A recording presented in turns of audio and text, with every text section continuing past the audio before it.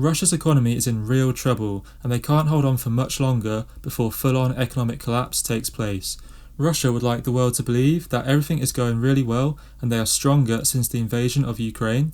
However, my research into the true situation shows that this is not the case and we could be about to witness the fall of the Russian economy very soon. So to jump straight in, Russia is facing a crisis in terms of imports and exports. So trade with Western countries was practically eradicated overnight after the invasion first started, with energy exports being the key exception. Now, the US did ban Russian oil and gas imports, with many European countries also following up at a slightly later date with bans on oil imports.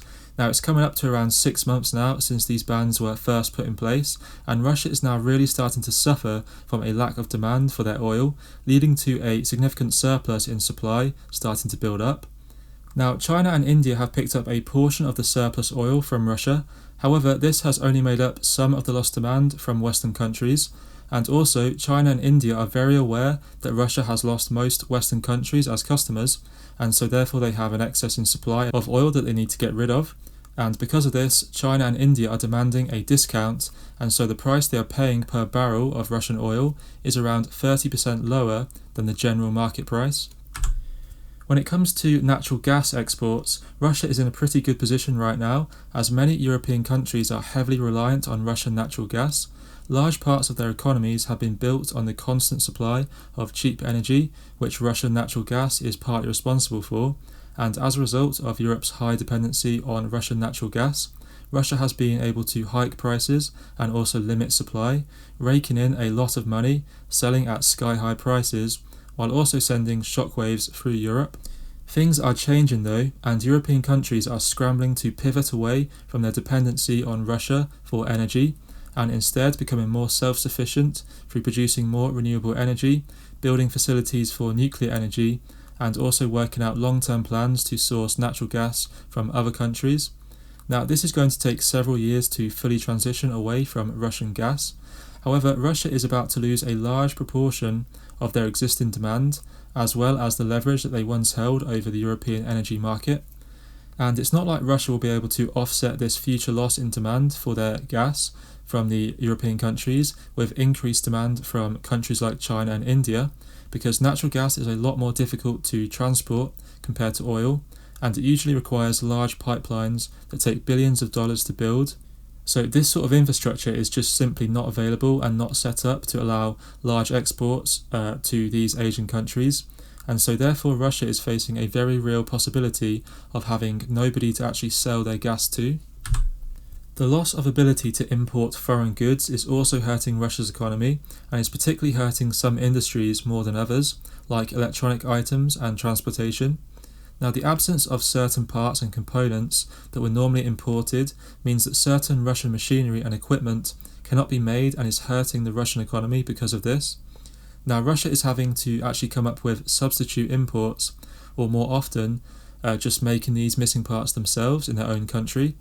Now, there are, however, obvious flaws to this strategy, including a lack of efficiency in producing these parts, as well as a severe lack of quality in many of these parts, which can be dangerous when used in certain products, such as cars and other transportation products like that.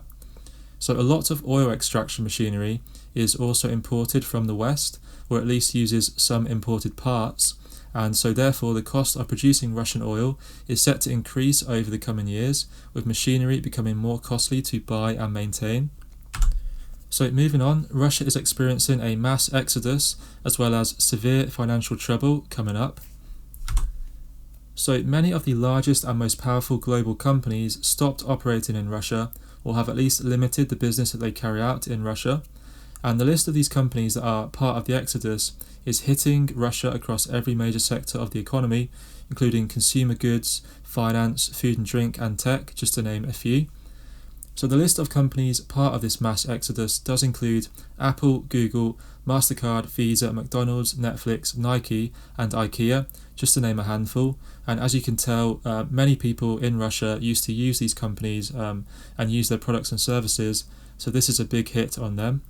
So this list of companies that have left Russia has now reached over 1,000 and is really hitting the Russian economy across all sectors and industries. When we factor in the amount of trade and GDP that these companies now exiting Russia were bringing into the country, it works out to be approximately 45% of Russia's 2021 GDP. Now, due to consumers moving to alternative Russian companies to replace their goods and services, as well as some of the global companies actually selling their assets and franchise stores to Russian entities, the hit to the Russian GDP from this mass corporate exodus won't be as severe as 45%. However, it is safe to say that this is causing a major disruption to the Russian economy, as well as to the lives of the consumers who use products and services from the global companies that are leaving the country. So these Russian takeovers often do lack the quality of the original service that was provided, and the overall efficiency is also negatively affected as well.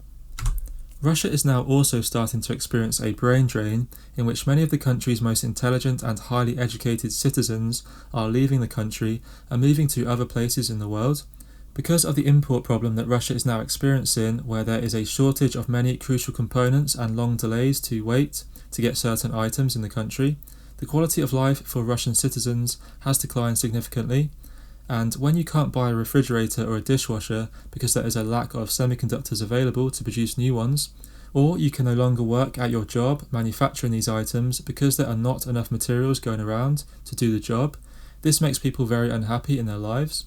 Those who have enough skills and have enough money saved up to move elsewhere in the world and seek a better life are starting to do so, and hence Russia is suffering from a brain drain right now. This could be very harmful for the Russian economy in the long term, as they are likely to suffer from a shortage of high-skilled workers as well as lower levels of innovation compared to before. So another big problem is that Russia is running out of money with a lack of opportunity to borrow from lenders. So Russia is projecting a 2% budget deficit for 2022, which is actually a smaller budget deficit than the 5.8% that is projected for the US. However, there is a crucial difference between the two countries and how they can manage their deficit. The US has a relatively good reputation and strong relationships with credible lenders, meaning that there are many avenues it can go down to finance this budget deficit. However, Russia, on the other hand, does not have the access to loans that the US does, and have not been able to issue any debt since the beginning of the invasion. So instead of borrowing money to continue to operate at this budget deficit, Russia has been forced to turn to their reserve fund, which was sort of an emergency fund to turn to only when absolutely necessary. So before the invasion, this reserve fund was sat at around $643 billion. However, in the 5 months that took place after that, it was quickly depleted to around $568 billion, which meant they had burned through about $75 billion in this time.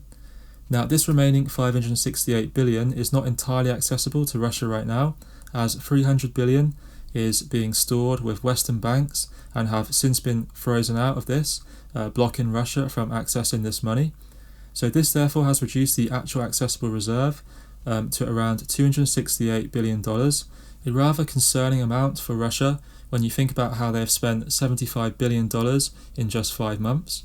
Now, obviously there are ways for Russia to adjust their spending and reduce their budget deficit. However, this is still a big problem that is rapidly facing Russia in the coming years when this money does start to dry up eventually. So there are some people who look at the currency markets and point out that the Russian ruble has performed exceptionally well against the US dollar and is now worth 25% more than what it was worth before the invasion.